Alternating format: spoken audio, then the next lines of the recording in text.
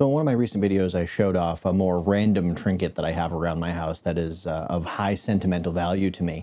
And I talked about how if you were to walk into my basement, sort of my gaming room, and see it sitting on a shelf, you would have no idea what it was or why it was there.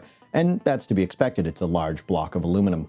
But I have several others that are of more obvious sentimental value. And one of them is actually this right here.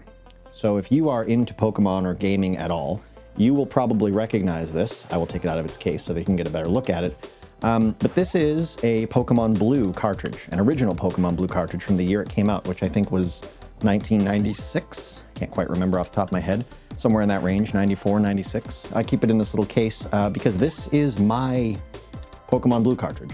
This is the first game that I ever got with my original Game Boy that my parents got me the year that Pokemon came out. I believe it was the year that it came out. This is the very cartridge that I played my entire childhood. I don't know what's on it for a save file. I don't know if the battery in it is still good, so I don't know if the save file actually is still even functional. I also don't know if my camera is focusing well on this. But yeah, this is my Pokemon Blue cartridge. I have just held on to it either in a sock drawer or whatever ever since then. And then when I got my house and I had a game room and I wanted to put some stuff on display, I pulled it out and I put it in this little case and I keep it on my shelf. If I had a functional Game Boy, which I may actually go out one day and get, maybe not a original Game Boy, but there are some really nice high-end like remake Game Boys, like Game Boy clones, not the cheap ones you can get for like 60 bucks, but there are some like heavy duty ones you can get for like $200 that are made out of really solid hardware that will last you. To be fair, my son does have one of those little $60 emulators that can run anything from like Super Famicom or not Famicom, Nintendo, Famicom, Super Nintendo, all those games, even like Neo Geo and arcade games all the way up to, I think, PS1 and N64 games. And it's a great little device, but I'm sure one day it's just gonna crap out for no reason. For 60 bucks, it's pretty amazing though. But if I could ever get something that could play real Game Boy cartridges, I would love to play this again. Although I do want to be very careful with it because I don't want anything to happen to it. But yeah, so this, if you were to see it sitting around in my basement, you'd go, oh, cool, a copy of Pokemon Blue. And you might not realize right away why it has such sentimental value to me, because it's not just one that I picked up at a random, secondhand gaming store. This is my Pokemon Blue that I've been playing since I was 6 or 7 or 8, something like that. It was before my dad died, and he died when I was 9. He was much older than my mom. Not a story we're going to get into right now, but I know that he was alive when I got it for my birthday. I got the Game Boy, and it came with Tetris in the box, and then they also got me this on the side. I did also have, I've only ever owned 2 Pokemon games. I loved Pokemon, I loved the card game during the first 151. I got one of the first starter boxes at our local game store when the game got released. I do not have any of those anymore, unfortunately. But I played it for 2 or 3 years after it came out, and then I think we switched over to Yu-Gi-Oh! And then from there we switched over to Magic the Gathering, and that was sort of like the early stages of my gaming, career. But I had this, and I had a copy of Pokemon Yellow, the one where Pikachu, you actually started the game with Pikachu and he would follow you around the whole time.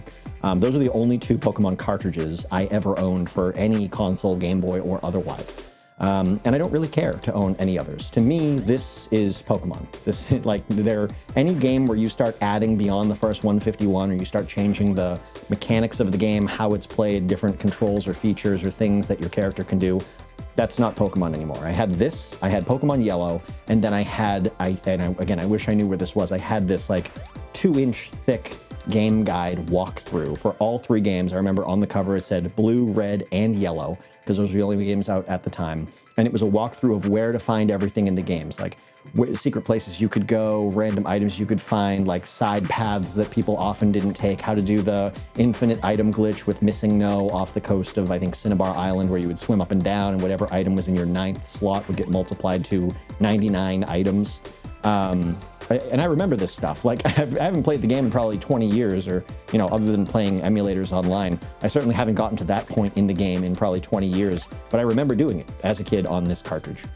So this is another item that I have around my basement for a more obvious reason that I hang on to and that I take care of. And I keep it in this little case because it's really the only way I could find to display it and sort of make sure nothing bad is going to happen to it. It kind of just gets sandwiched between these 2 pieces of glass. Come on, camera, help me out.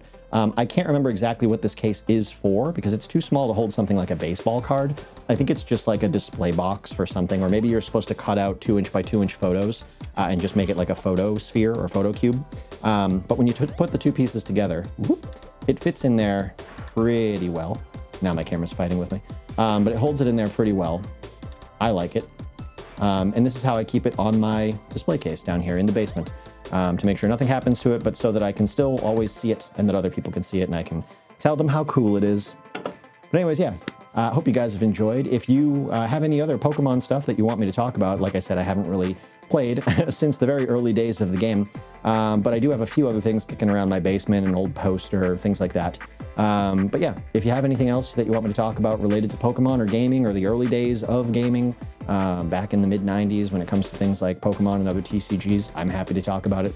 I do actually have one of my original Magic the Gathering cards, which I could show that off in a different video, actually, that I've held on to for years and that also has a large sentimental value and impact on my life in general. Actually, one that links to a tattoo that I have.